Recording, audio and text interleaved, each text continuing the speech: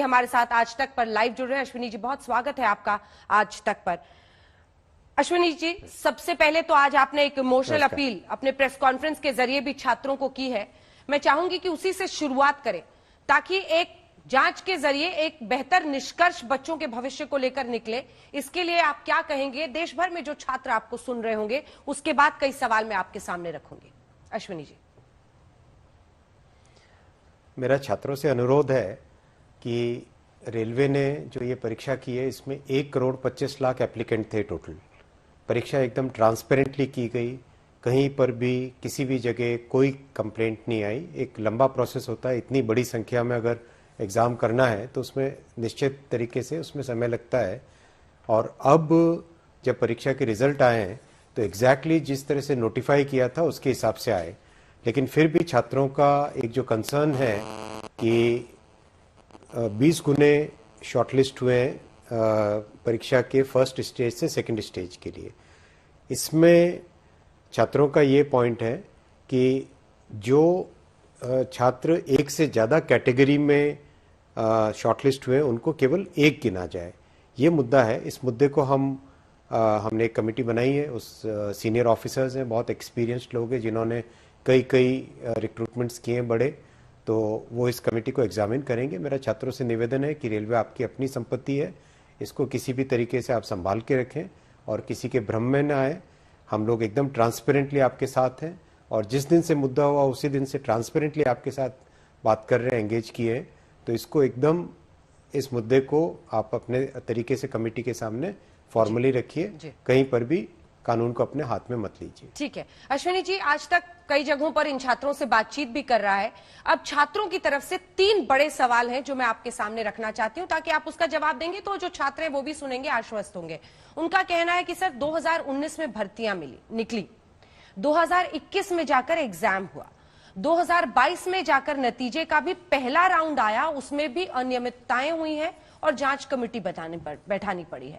छात्रों का कहना है कि जब आप कहेंगे कि सर कोरोना की वजह से हुआ, छात्रों का कहना है कि जब इस देश में लोग वोट करके सरकारें चुन सकते हैं तो तय वक्त पर तय समय सीमा में एग्जाम और उसके नतीजे क्यों नहीं आ सकते? 3-3, 4-4 साल छात्र क्यों लटक कर रहे? अश्विनी जी। बिल्कुल नहीं, इसमें कोई डिले की बात नहीं है, ना कोई कोरोना की बात है। कोरोना के बावजूद भी बहुत अच्छे से, संयमित तरीके से, ट्रांसपेरेंट तरीके से एग्जाम हुआ है। आप देखिए, ये 2019 में वैकेंसी निकली, एप्लीकेशंस कितनी आई? 35,000 वैकेंसीज के अगेंस्ट एप्लीकेशंस आई 1,25,00,000।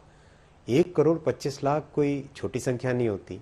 आप बड़े से बड़े एग्जाम लेके देखिए, स्टाफ सिलेक्शन कमेटी का देखिए, स्टाफ सिलेक्शन कमीशन का, यूपीएससी का, कोई भी एग्जाम देखिए, जेई का एग्जाम, ज़्यादा से ज़्यादा होता है 8-10 लाख एप्लीकेशंस होती है।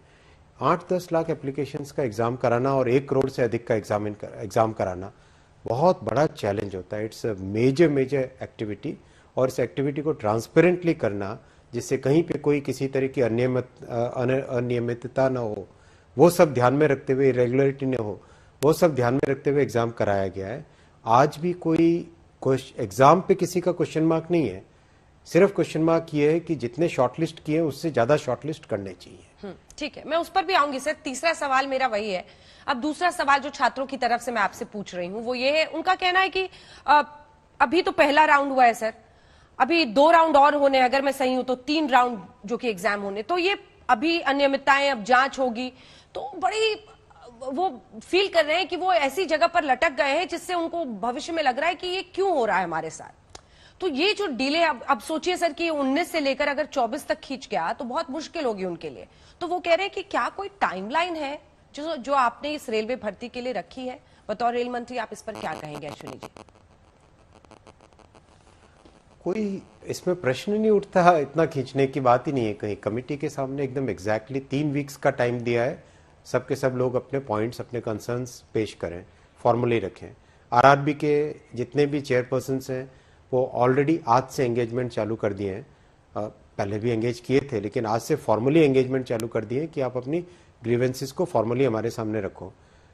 विद इन नेक्स्ट 2 वीक्स उसका रिजल्ट भी आ जाएगा, तो इसमें कोई आगे खींचने की कोई बात ही नहीं है, प्रश्न ही नहीं उठता इसमें। ठीक है, तो 3 वीक्स का डेडलाइन सेट कर दिया गया है। ये जितने भी छात्र होंगे वो भी सुन लेंगे, समझ लेंगे। जो अगला सवाल वो 20 गुना वाले पर था, उसी का मेरा अगला सवाल है छात्रों की तरफ से। उनका ये कहना है सर कि 20 गुना जो नंबर ऑफ पोस्ट है उसके कंपैरिजन में, उसके सापेक्ष में 20 गुना कैंडिडेट्स की अभी उनको शॉर्टलिस्ट होनी थी, लेकिन वो कह रहे हैं 20 गुना कैंडिडेट्स की जगह 20 गुना रोल नंबर्स हो गए हैं। एक ही व्यक्ति का कई अलग अलग पोस्ट में चयन हो गया है। इस पर आप क्या आश्वासन देंगे छात्रों को कि इसको कैसे आप टैकल करेंगे? देखिए, नियम के हिसाब से किसी भी व्यक्ति को एक से अधिक पोस्ट पे शॉर्टलिस्ट करने से कोई नहीं रोक सकता। क्या ऐसा हो सकता है कि मैं किसी को बोलूं कि आप अगर ग्रेजुएट है तो 10+2 वाली कैटेगरी में अप्लाई न करें? कानून है, कॉन्स्टिट्यूशन है, एक फ्रेमवर्क है, उसमें हम लोग काम कर रहे हैं। उसके हिसाब से डेफिनेटली, बिल्कुल नियम के हिसाब से हर एक लेवल पे एग्जैक्टली 20 टाइम्स लिए गए हैं। अब प्रश्न उठता है कि जो कैंडिडेट, देखिए संख्याएं बहुत बड़ी है, 1,25,00,000 में से अगर 7 लाख शॉर्ट लिस्ट हुए तो बाकी लोगों को लगता है कि काश हमको एक और मौका मिलता, काश हमको थोड़ा सा मौका मिलता। तो हमें इन सब चीज़ों को बैलेंस करके कोई समाधान निकालना पड़ेगा। हमें ये देखना पड़ेगा इसमें कि जो लोग शॉर्टलिस्ट हुए हैं उनका भी इंटरेस्ट कहीं पे हैम्पर न हो, और जो बाकी लोग जो ग्रीवेंस है, ग्रीवेंस बहुत बड़े नंबर के कारण ग्रीवेंस आज एक जिस तरह से सामने है, तो इसको सॉल्व करने का कोई ना कोई लीगल और फेयर और प्रूडेंट तरीका ढूंढना पड़ेगा। इसी के लिए इतने सीनियर लोगों की कमेटी बनाई। हमें विश्वास है इसका समाधान निकलेगा, और छात्रों के साथ संवाद चालू है, जारी है। इस संवाद से ही कोई समाधान निकलेगा ना। अश्विनी जी, कई जगहों पर छात्र बहुत उग्र हो गए हैं। जब ये रिजल्ट्स आए थे तब भी कई जगह सोशल मीडिया पर वो इसको उठा रहे थे, लेकिन फिर वो बिहार, उत्तर प्रदेश, कई जगहों पर लाठीचार्ज की नौबत आई, आंसू गैस के गोले छोड़ने पड़े। उत्तर प्रदेश में भी कई जगह पर जातियों की खबर आई। ये परिस्थिति ऐसी हो गई है, अब इस पर छात्रों की और एक तरह से नाराजगी बढ़ी है। अश्विनी जी, देखिए, मैं एक बार फिर कहना चाहूँगा छात्रों से कि आप कानून को अपने हाथ में मत ले। जैसे ही दूसरे दिन से पॉइंट आया तो तुरंत हमने ट्रांसपेरेंटली सारे फैक्ट्स आपके सामने रखे। आज भी हम लोग क्लियरली आपके साथ, संवेदनशीलता के साथ आपके साथ एंगेज्ड हैं, आपके साथ बातचीत कर रहे हैं, संवाद कर रहे हैं। इस संवाद से समाधान निकलता है। कहीं भी कानून हाथ में लेने की जरूरत नहीं है। और रेलवे किसकी संपत्ति है? आप ही की संपत्ति है। आप रेलवे ज्वाइन करना चाहते हो, आप रेलवे को चलाना चाहते हो, भविष्य, रेलवे का भविष्य आपके हाथ में है। तो इस भविष्य को अच्छा बनाओगे या जलाओगे, ये तो अपने को खुद को तय करना है ना। ये आपने कहा कि हमारा छात्रों के साथ संवाद भी चल रहा है, तो क्या किसी स्तर पर आप लोग एंगेज भी कर रहे हैं ऐसे लोगों से, छात्रों से? बिल्कुल, आरआरबीज के पास मेरे ख्याल से कई छात्रों ने अपनी बात कही है। बात कहने के कारण हम लोगों ने क्लियरली इसका जो भी पॉइंट, इसमें छुपा कुछ नहीं है। देखिए, एक क्लियर नियत के साथ काम कर रहे हैं। इतनी बड़ी संख्या में अगर एग्जाम करवाना है तो इसके चैलेंजेस को भी सबको देखना ही पड़ेगा ना। इन चैलेंजेस को सबको स्वीकार करना पड़ेगा ना। ऐसा नहीं हो सकता कि जो एग्जाम 4-5 लाख कैंडिडेट्स का हो, सेम तरीके से वही एग्जाम 1 करोड़ कैंडिडेट्स का भी उसी तरीके से हो जाए। तो ये चैलेंजेस को देखते हुए मेरे ख्याल से पूरी मेहनत के साथ, अच्छी नीयत के साथ, एकदम ट्रांसपेरेंटली इसमें काम होगा। सब निश्चिंत रहें। धन्यवाद। एक आखिरी सवाल सर आपसे, ये जो हमने देखा है कि अब कहीं आपको ऐसा डर तो नहीं लग रहा है कि इलेक्शंस में ये एक बड़ा इशू बन जाएगा उत्तर प्रदेश में, विपक्ष से उठा रहा है? मैं विपक्ष से भी कहना चाहूंगा कि छात्रों को भ्रमित न करें। ये छात्रों का मामला है, संवेदनशीलता के साथ करना चाहिए। देश का मामला, इसमें कोई राजनीति की बात नहीं है। अगर स्टूडेंट्स को अगर कोई पॉइंट पे कंसर्न है, कोई ग्रीवेंस है, तो उसको सॉल्व करेंगे हम। इसमें राजनीति कहां से आई? ये भी कहा गया था बीते दिन हिंसा के बाद की आइडेंटिफाई करके जो हिंसा कर रहे हैं उनको फिर से रेलवे के एग्जाम में बैठने नहीं दिया जाएगा। क्या इस पर भी कोई आश्वासन आप छात्रों को देना चाहेंगे? इस पर मौजूदा रुख क्या है? जो भी पॉइंट है, सारे के सारे पॉइंट कमेटी के सामने रखे जाएं और उसका समाधान करेंगे। बहुत बहुत धन्यवाद आपका। बहुत ये एक बेहतर निष्कर्ष बच्चों के भविष्य को लेकर निकले, इसके लिए आप क्या कहेंगे? देश भर में जो छात्र आपको सुन रहे होंगे, उसके बाद कई सवाल मैं आपके सामने रखूंगी। अश्विनी जी, मेरा छात्रों से अनुरोध है कि रेलवे ने जो ये परीक्षा की है इसमें 1,25,00,000 एप्लीकेंट थे टोटल। परीक्षा एकदम ट्रांसपेरेंटली की गई, कहीं पर भी किसी भी जगह कोई कंप्लेंट नहीं आई। एक लंबा प्रोसेस होता है, इतनी बड़ी संख्या में अगर एग्ज़ाम करना है तो उसमें निश्चित तरीके से उसमें समय लगता है। और अब जब परीक्षा के रिजल्ट आए हैं तो एग्जैक्टली जिस तरह से नोटिफाई किया था उसके हिसाब से आए, लेकिन फिर भी छात्रों का एक जो कंसर्न है कि 20 गुने शॉर्टलिस्ट हुए परीक्षा के फर्स्ट स्टेज से सेकंड स्टेज के लिए। इसमें छात्रों का ये पॉइंट है कि जो छात्र एक से ज़्यादा कैटेगरी में शॉर्टलिस्ट हुए उनको केवल एक गिना जाए, ये मुद्दा है। इस मुद्दे को हमने एक कमेटी बनाई है, उस सीनियर ऑफिसर्स हैं, बहुत एक्सपीरियंस्ड लोग हैं जिन्होंने कई रिक्रूटमेंट्स किए हैं बड़े, तो वो इस कमेटी को एग्जामिन करेंगे। मेरा छात्रों से निवेदन है कि रेलवे आपकी अपनी संपत्ति है, इसको किसी भी तरीके से आप संभाल के रखें और किसी के भ्रम में न आए। हम लोग एकदम ट्रांसपेरेंटली आपके साथ हैं और जिस दिन से मुद्दा हुआ उसी दिन से ट्रांसपेरेंटली आपके साथ बात कर रहे हैं, एंगेज किए हैं। तो इसको एकदम इस मुद्दे को आप अपने तरीके से कमेटी के सामने फॉर्मली रखिए, कहीं पर भी कानून को अपने हाथ में मत लीजिए। ठीक है अश्विनी जी, आज तक कई जगहों पर इन छात्रों से बातचीत भी कर रहा है। अब छात्रों की तरफ से 3 बड़े सवाल हैं जो मैं आपके सामने रखना चाहती हूं, ताकि आप उसका जवाब देंगे तो जो छात्र हैं वो भी सुनेंगे, आश्वस्त होंगे। उनका कहना है कि सर 2019 में भर्तियां निकली, 2021 में जाकर एग्जाम हुआ, 2022 में जाकर नतीजे का भी पहला राउंड आया, उसमें भी अनियमितताएं हुई हैं और जांच कमेटी बैठानी पड़ी है। छात्रों का कहना है कि जब आप कहेंगे कि सर कोरोना की वजह से हुआ, छात्रों का कहना है कि जब इस देश में लोग वोट करके सरकारें चुन सकते हैं तो तय वक्त पर तय समय सीमा में एग्जाम और उसके नतीजे क्यों नहीं आ सकते? 3-3, 4-4 साल छात्र क्यों लटक कर रहे? अश्विनी जी। बिल्कुल नहीं, इसमें कोई डिले की बात नहीं है, ना कोई कोरोना की बात है। कोरोना के बावजूद भी बहुत अच्छे से संयमित तरीके से ट्रांसपेरेंट तरीके से एग्जाम हुआ है। आप देखिए ये 2019 में वैकेंसी निकली, अगल बगल के लोग भी आ जाएंगे, क्योंकि सबको पता है खान सर ऐसे पागल की तरह नहीं चिल्लाते हैं। देखिए अगर प्रशासन की बात में दम है तो प्रशासन हमको अरेस्ट कर ले, आंदोलन खत्म हो जाना चाहिए। लेकिन जिस दिन प्रशासन अरेस्ट कर लेगी आंदोलन और उग्र हो जाए। नमस्कार, न्यूज तक देख रहे हैं आप और हमारे साथ खास बातचीत करने के लिए लोकप्रिय शिक्षक खान सर हैं। खान सर आज हमारे साथ इस वक्त इसलिए मौजूद हैं क्योंकि बिहार में कहें कि क्योंकि अब पटना से ये आंदोलन जो है आरआरबी एनटीपीसी के तमाम अभ्यर्थी जो परिणाम से नाराज हैं वो अब पटना से बाहर भी प्रदर्शन कर रहे हैं। उन छात्रों की नाराजगी से एक लिंक जो है खान सर की तरफ जोड़ा जा रहा है। एक सवाल उठाया गया है प्रशासन की तरफ से कि खान सर माफिया की भूमिका में हैं और वही छात्रों को उग्र कर रहे हैं, वही छात्रों को रास्ता दिखा रहे हैं और कह रहे हैं कि आप अब सड़क पर जाइए। खान सर, इतना बड़ा आरोप लग रहा है आप पर, सबसे पहले तो आपकी टिप्पणी जानना चाहूंगी, ये प्रतिक्रिया क्या रहेगी प्रशासन ने जो ये बात कहा है? देखिए अगर प्रशासन की बात में दम है तो प्रशासन हमको अरेस्ट कर ले, आंदोलन खत्म हो जाना चाहिए। लेकिन जिस दिन प्रशासन अरेस्ट कर लेगी आंदोलन और उग्र हो जाएगा। एक ये समस्या है। दूसरा ये है कि हम लोग पिछले 3 साल से चेता रहे थे कि ये गलत हो रहा है, गलत हो रहा है, गलत हो रहा है, लेकिन आरआरबी इस कदर बेवकूफ़ी करेगी ये हिंदुस्तान के किसी को नहीं पता था। उनके आगे एक समस्या थी कि उन्होंने एक इंटरमीडिएट के लड़कों को और ग्रेजुएशन के लड़कों को एक कॉमन एग्जाम दिया, पेपर दिया सॉल्व करने के लिए। जेन्युइन ग्रेजुएशन वालों को फायदा होगा। ग्रेजुएशन वालों का कट ऑफ गया है लगभग 74-73 इस टाइप का, अलग अलग बोर्ड के हिसाब से गया है। और इंटर वालों का कट ऑफ गया 100 में 96 नंबर। वो ऐसे मर गया वहां पे, उसको डबल मारे, आपने उसको कट ऑफ हाई रखा, उधर गया। और दूसरा, जिस पेपर को इंटर के लेवल का किए हैं ग्रेजुएशन वाला वैसे उसमें हावी हो जाएगा। और एक गलती क्या किया, जो ग्रेजुएशन वाला है उसको एक लड़के को 3-4 जगह उसको रिजल्ट दे दिया गया। तो ये होता है फाइनल सिलेक्शन के दौरान कि आपका रिजल्ट, जैसे पीटी का एग्जाम होता है वो आपको सिलेक्शन देने के लिए नहीं होता है, भीड़ कम करने के लिए होता है। वहाँ क्या मतलब बनता है कि आप स्टेशन मास्टर बनेंगे, कि आप ट्रैफिक अप्रेंटिस बनेंगे, या फिर आप कमर्शियल अप्रेंटिस बनेंगे, वहाँ क्या मतलब बनता है? वो तो भीड़ छाटने के लिए था। तो लगभग 70 लाख लड़के भरे थे तो 7 लाख का उसमें रिजल्ट होना था 20 गुना, भीड़ छाट लेते। अब उस भीड़ में आप अलग अलग एग्जाम लेते कि भैया देखो। खान सर के इस इंस्टीट्यूट पर मैं पहुंचा तो यहाँ पर ताला लगा हुआ है और खान सर का फोन भी स्विच ऑफ आ रहा है। जब से एफआईआर दर्ज हुई है उसके बाद से वो किसी से बात नहीं कर रहे हैं, कहाँ हैं ये पता नहीं है।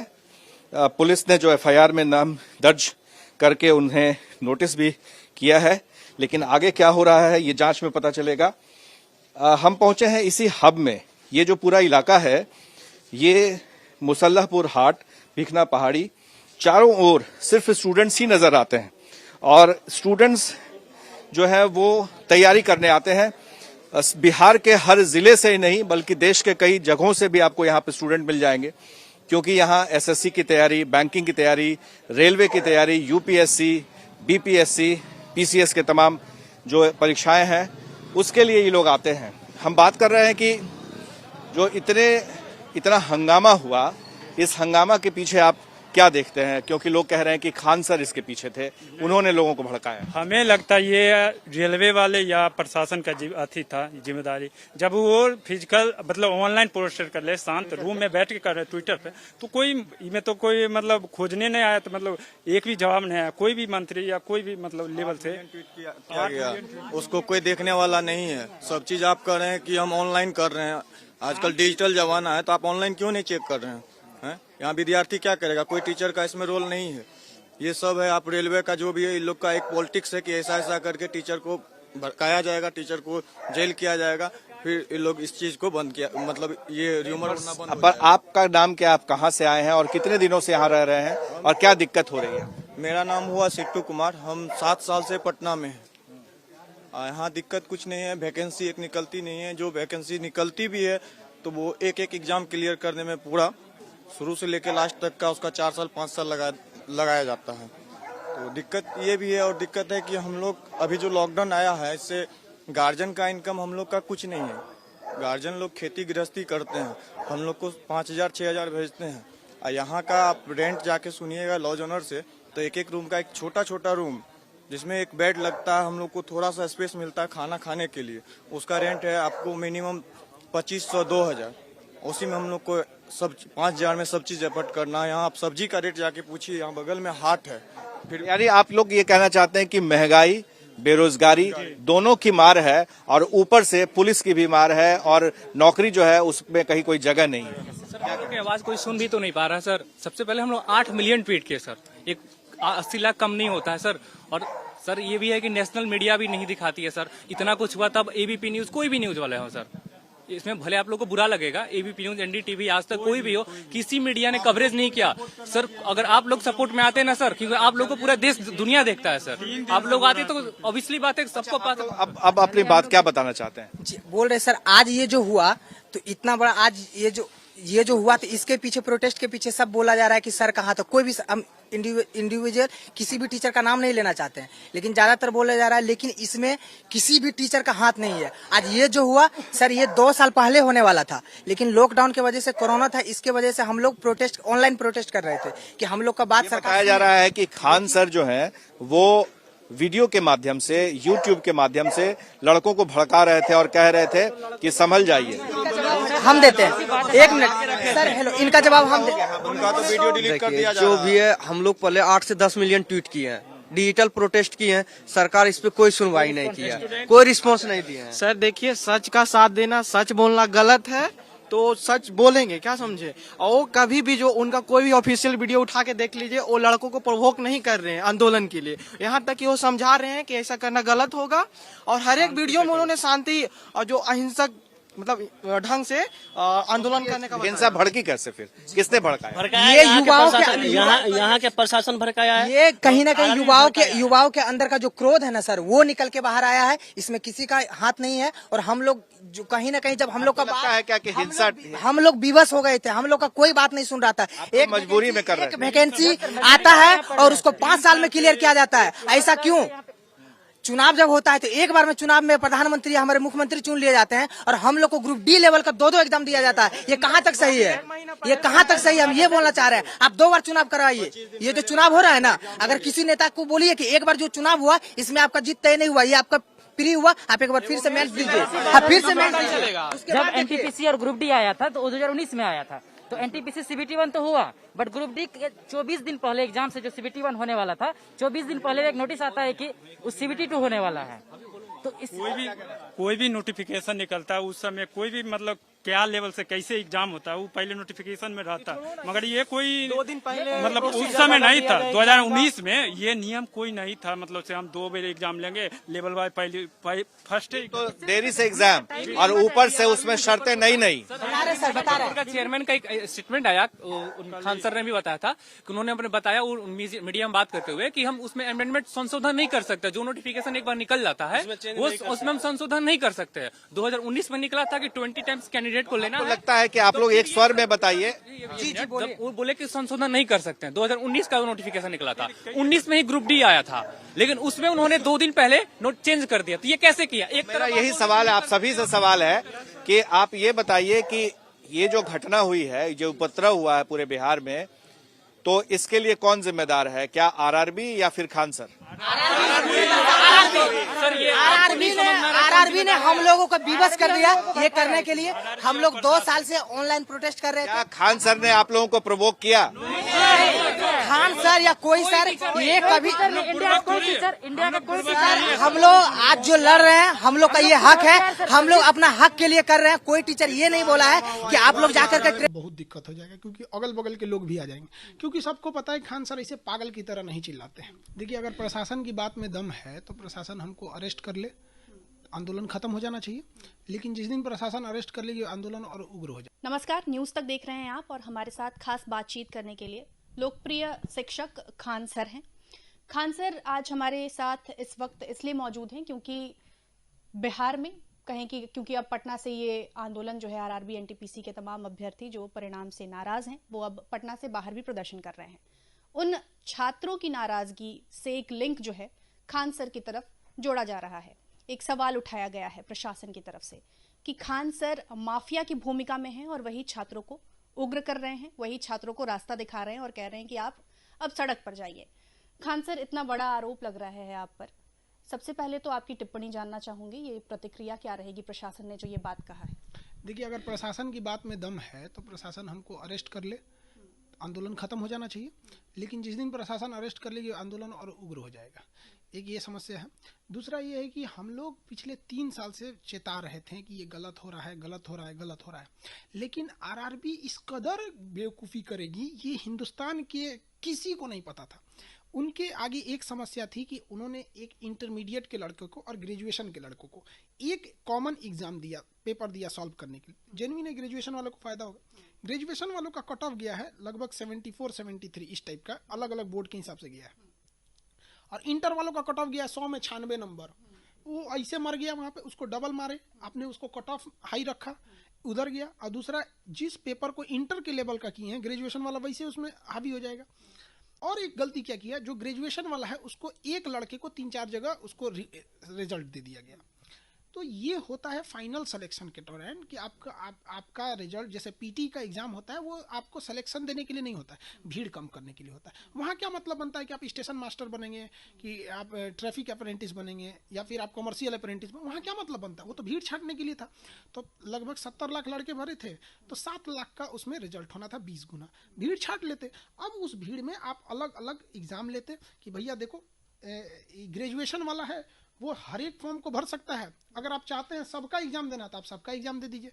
इंटर वाला स्टेशन मास्टर नहीं भर सकता क्योंकि वो ग्रेजुएशन लेवल पे, आप इसको दीजिए, पास हो गया, आगे आप उसका स्किल टेस्ट ले लीजिए, साइको लीजिए, टाइपिंग लीजिए, जो लेना है उसका फाइनल रिजल्ट दीजिए।